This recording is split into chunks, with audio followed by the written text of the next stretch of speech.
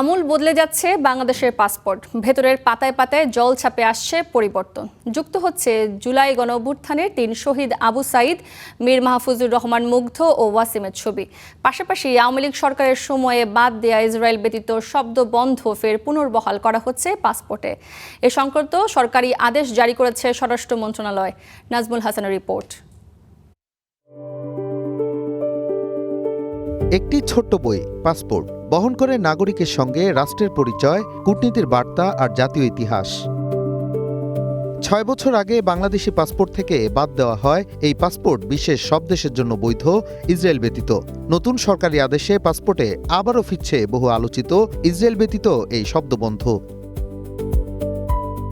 বাংলাদেশের দীর্ঘদিনের পররাষ্ট্রনীতি এবং ফিলিস্তিন ইস্যুতে সরকারের অবস্থানের সঙ্গে সামঞ্জস্য রেখেই এই সিদ্ধান্ত নেওয়া হয়েছে, যা নিয়ে সাধুবাদ জানাচ্ছে সাধারণ মানুষও।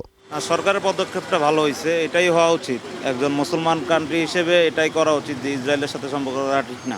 যদি আমাকে ইসরায়েলের পক্ষে সাপোর্ট করতে হয়, এটা অ্যাজ এ মুসলিম হিসেবে এটা আমার সাপোর্ট করা উচিত না। এবং প্রতিটি বাঙালি এবং মুসলিম হিসেবে আমি এটাই বলবো যেন আমাদের আগের রুলসটাই কন্টিনিউ হয়। উঠানোটাই আসলে ভুল সিদ্ধান্ত ছিল। এখন যে আবার আসে, কারণ আমরা এখানে মুসলিম কান্ট্রি এবং এটা অনেক আগে থেকেই এই নিয়মটা চলে আসছে যে ইসরায়েল, এবং শুধু আমাদের দেশ না, অন্যান্য অনেক দেশেই এটা আছে। শুধু শব্দবন্ধ নয়, বদলাচ্ছে ই পাসপোর্টের ভিজুয়াল পরিচয়ও। নতুন জলছাপে জায়গা পাচ্ছে জুলাই গণঅভ্যুত্থানের ৩ শহীদ, রংপুরে ২ হাত প্রসারিত করে দাঁড়িয়ে থাকা আবু সাঈদ, উত্তরায় পানি হাতে থাকা মুগ্ধ এবং জাতীয় পতাকার জার্সি পরা ওয়াসিমের ছবি। এছাড়া জাতীয় প্রতীক, ঐতিহাসিক স্থাপনা ও বিভিন্ন ধর্মীয় স্থাপনার নতুন বিন্যাস যুক্ত হচ্ছে। এখন যেহেতু জেনারেশন আপডেট হচ্ছে, এখন আস্তে আস্তে আমাদেরকেও নতুন জেনারেশনকেও চেনাতে হবে যে গণ অভ্যুত্থান যেগুলো হচ্ছে, আবার আমরা যে ৭১-এর জিনিসও ভুলে যাব তাও হবে না।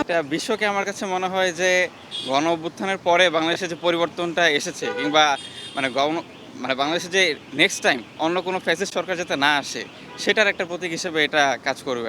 এই ইনফরমেশনগুলো যদি আমরা এই পাসপোর্টের মাধ্যমে জানাইতে পারি, তাহলে হয়তো পরবর্তী জেনারেশন এটা ভালোভাবে জানতে পারবে।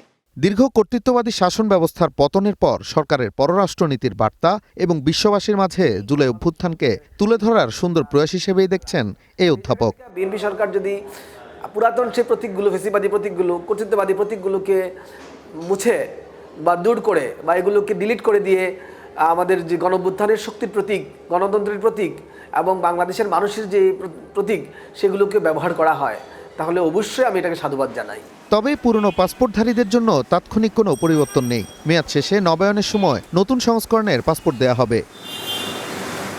Nazmul Hasan, star news, Dhaka.